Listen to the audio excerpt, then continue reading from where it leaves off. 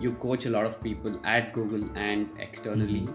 What I'm really curious about is why do you think people require coaching? Because you've learned everything. It felt like taking coaching as a sign of weakness as compared to Mm. like, oh, this is something that's going to help me. I'd love to know, why is coaching so important?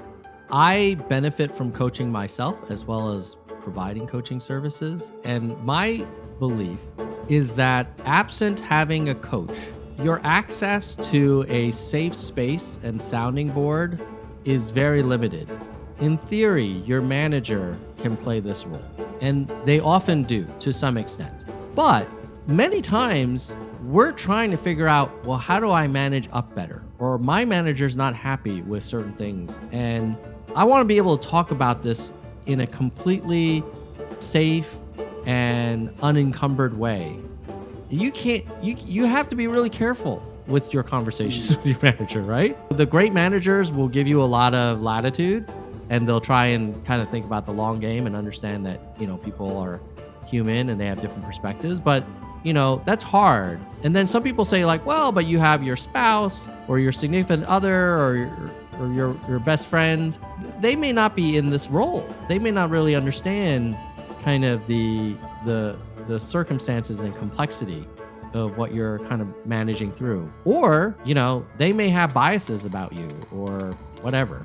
I think a great coach is, and then some people will look at mentors, and mentors are fantastic because they can share a lot of experiences, but they're not necessarily focused on helping you process information yourself. They're more around like, this is what I did, this is what I've learned, now here it is, like go use it. And I think Right. what a great coach does is kind of like helps you go on this process of co-discovery, kind of reflect a little bit. They're kind of probing, they're nudging, they're giving you some space. They're kind of helping you with some introspection and reflection. And it's just hard to get that unless you have a dedicated time and space in person.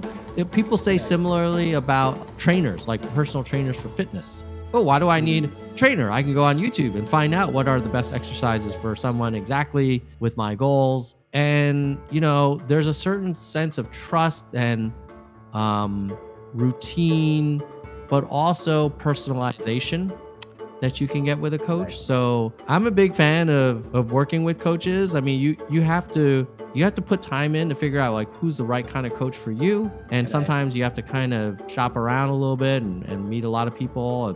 But I definitely think that it can be really valuable because absent that, you kind of feel like many people feel like they're on their own and they don't need to be.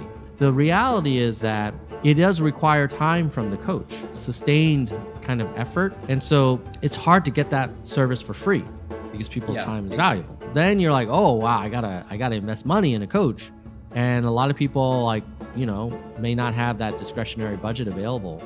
Right. But I think if done well, it can pay for itself 10, sometimes 100 times over.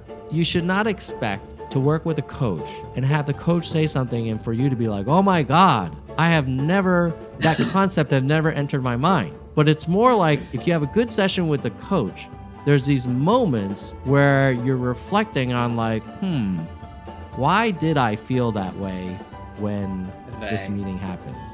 And Mhm. oh, well, maybe it's because I have some concerns about this or that. And you just kind of unpack things, and it's giving yourself time and having someone to kind of bounce off of to facilitate that conversation. And most of the insights are already within you, but they are kind of like sometimes under layers of urgent but not important activity. And a coach should try and help you get to the important stuff.